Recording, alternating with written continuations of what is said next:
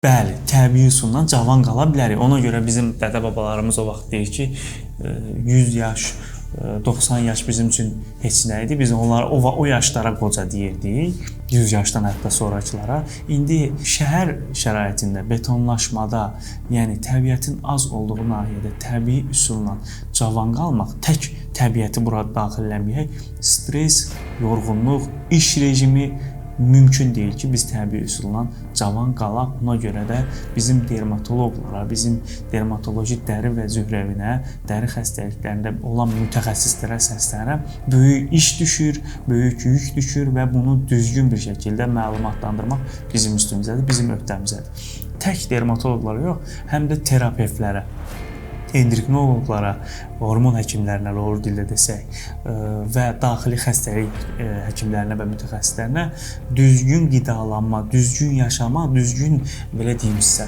yaşam tərzi, həyat tərzinə böyük önəm düşür. Bu əslində davranış şəklidir. Bizim burada psixoloqlar da işin içinə girir. Yəni biz bir-birimizlə əslində kombinasiya işləsək, hər bir xəstəliyin, hər bir problemin zaten çözüm həlli var, belə deyim sizə.